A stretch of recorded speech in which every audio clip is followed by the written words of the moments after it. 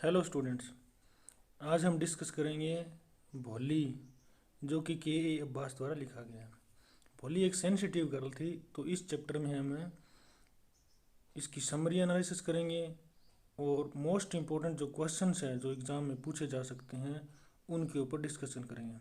तो यदि आप चैनल पर नए हैं तो चैनल को सब्सक्राइब करें, वीडियो पसंद आई तो लाइक करें और अपने दोस्तों के साथ भी शेयर करें, ताकि वो भी जो पढ़ने वाले बच्चे हैं वो भी इसका फ़ायदा उठा सकें।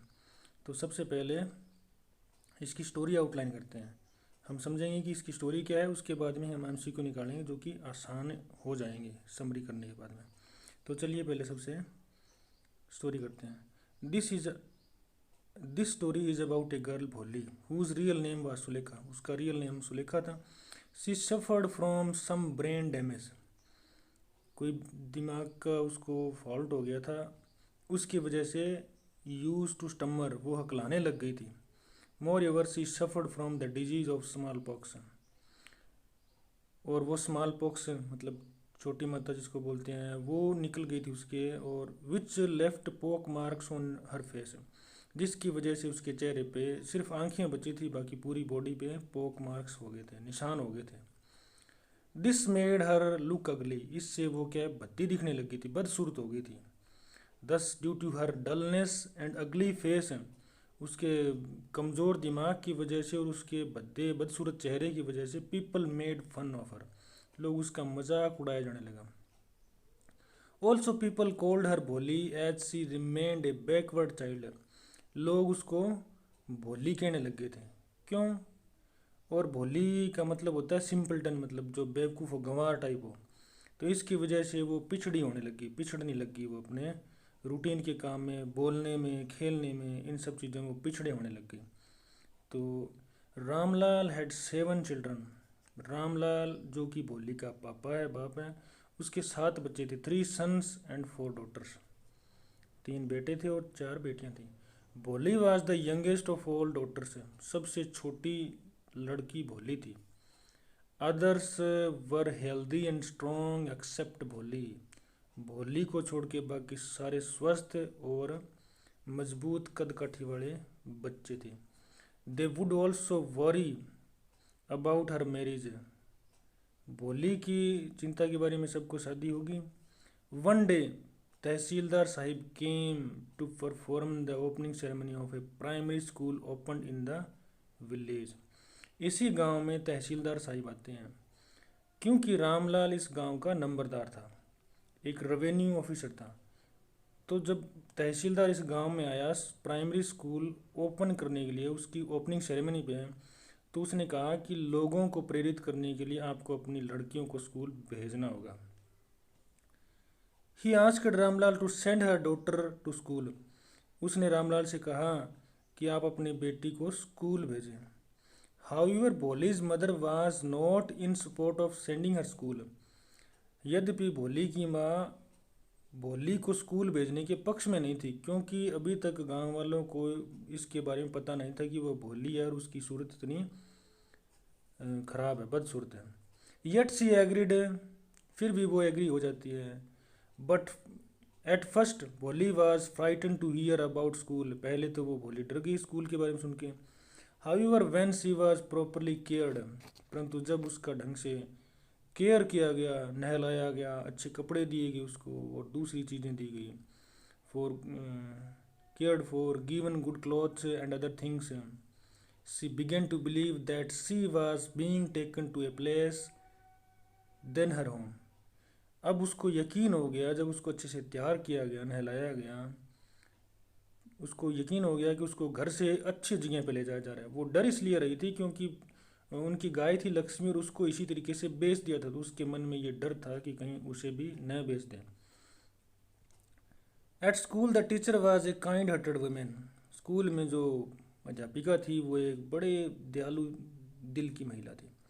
सी इनकर्ज्ड हर टू स्पीक, उसने भोली को बोलने की प्रेरित किया।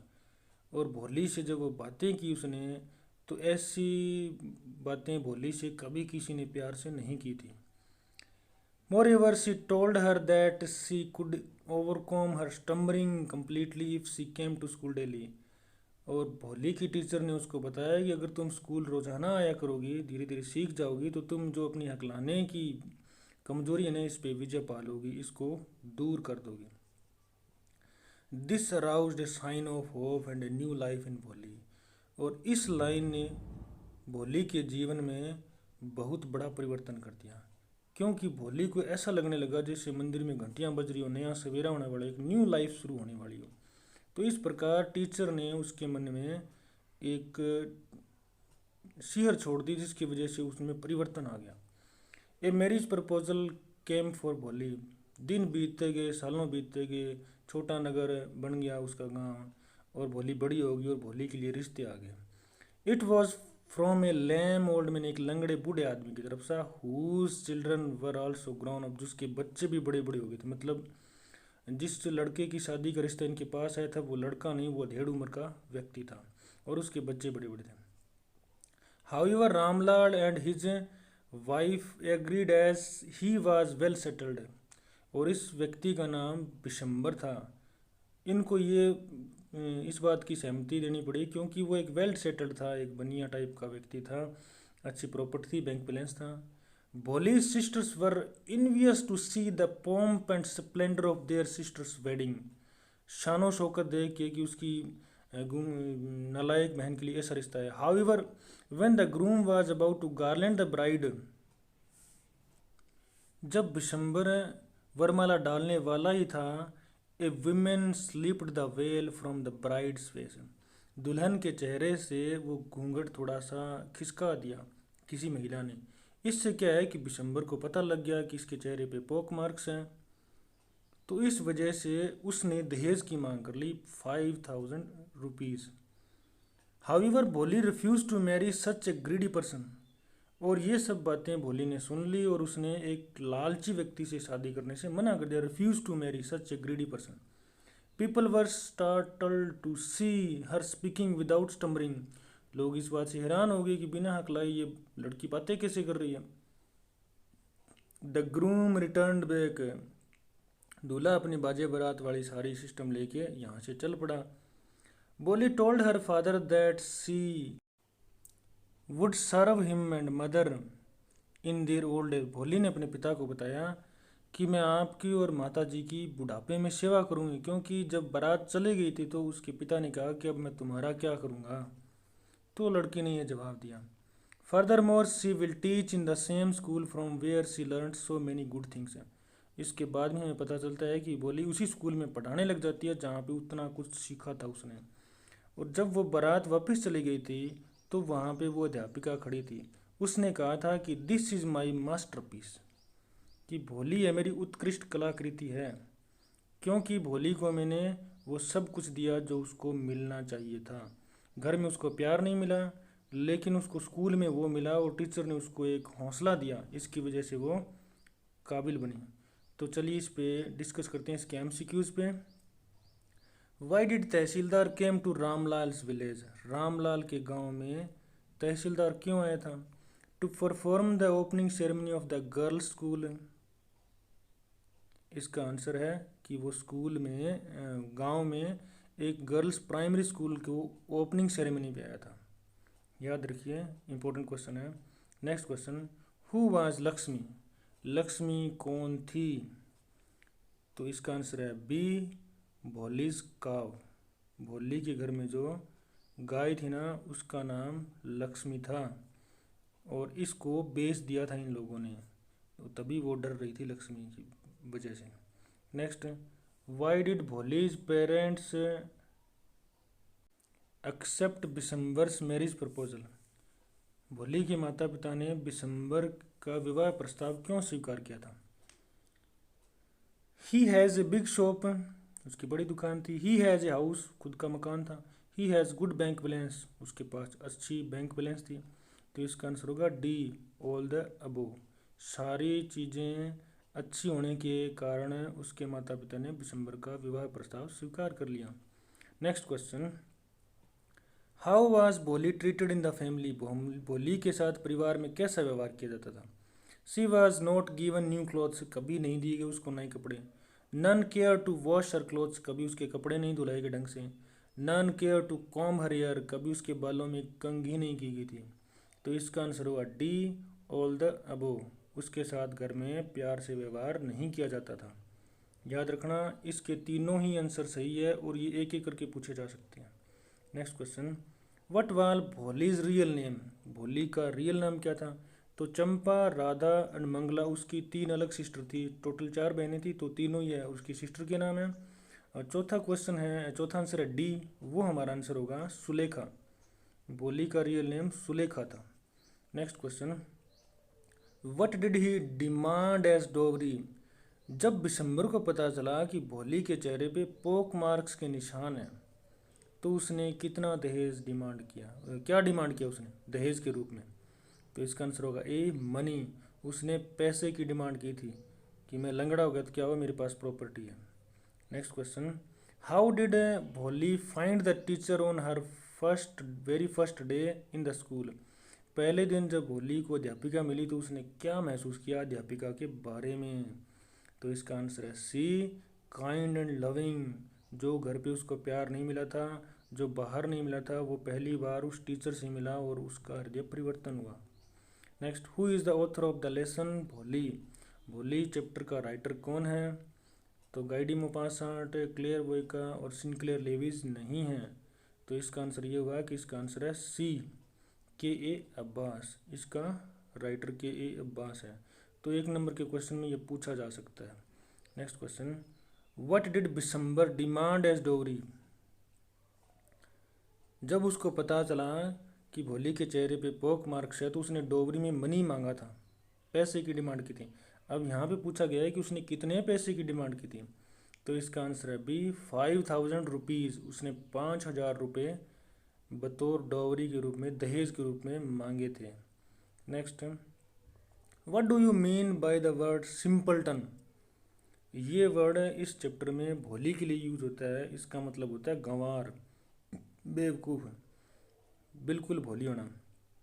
तो हमारा आंसर होगा बी, फुलिश, मतलब मूर्ख होना, गंवार होना। और भोली इस चैप्टर में ऐसी शुरू में थी, लेकिन जब वो स्कूल जाने लगी तो उस टीचर ने परिवर्तन किया। हाउ मनी सिबलिंग्स डिड भोली है, भोली के कितने भाई बहन थे? सिबलिंग्स मतलब भाई बहन होना।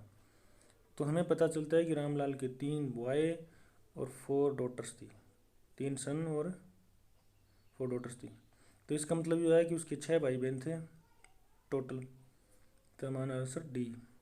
Next, how is the situation of the house described, Ramlal के घर की स्थिति कैसी थी? पुअर, मिजरेबल एंड फाइन, इन तीनों का कोई मतलब नहीं है।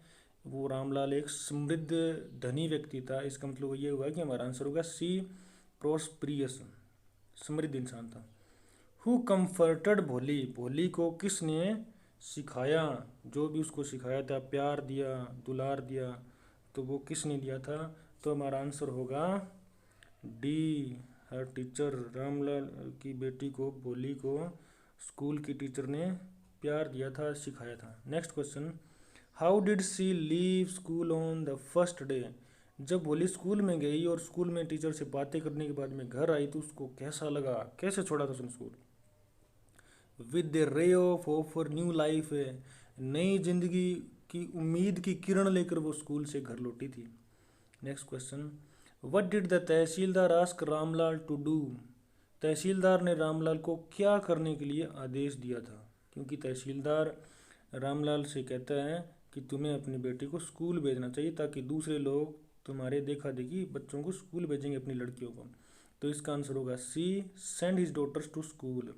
Next question, why did she suggest they send Bholi to school, Ramlal की पत्नी ने किस बात पे एग्री होके ये महसूस किया कि भोली को स्कूल भेज देते हैं? There was little chance of her getting married, उसकी शादी के बहुत कम चांस थे। Her husband couldn't disobey tehsildar order से, रामलाल तहसीलदार के आदेश की अवमानना नहीं कर सकता था।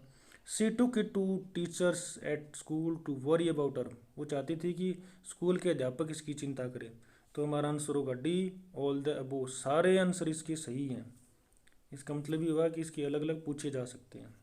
Next question, what did it take to Bholi to believe she was being taken to a place better than her home, किस बात से ये भोली को विश्वास हुआ कि घर से अच्छी जगह पर उसको ले जाया जा रहा है? क्लीन ड्रेस, बढ़िया ड्रेस पहनाई उसको, साफ सुथरी। हेयर ऑयलिंग, बालों में कंघी की, तेल लगाया गया। सी बाथ, उसको नहलाया गया। तो इसका आंसर होगा डी, स्कूल के लिए तैयार कर रहे। तो रामलाल सोच रहा था कि मेरी बेटी स्कूल जा रही है, लोग क्या सोचेंगे, ये गंदी मेली कुचेली आई है। तो तैयार करके स्कूल भेजा गया। Next question, what was in her eyes when the well was pulled down the second time?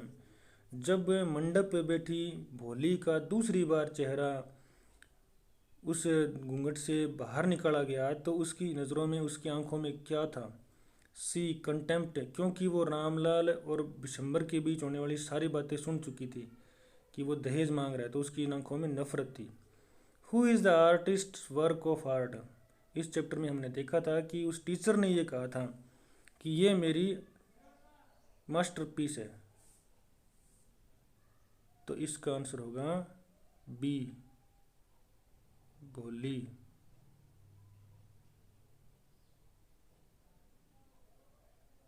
इसका आंसर होगा बी, भोली। याद रखना, टीचर इसमें आर्टिस्ट था और भोली उसकी आर्टिस्ट की वर्क थी।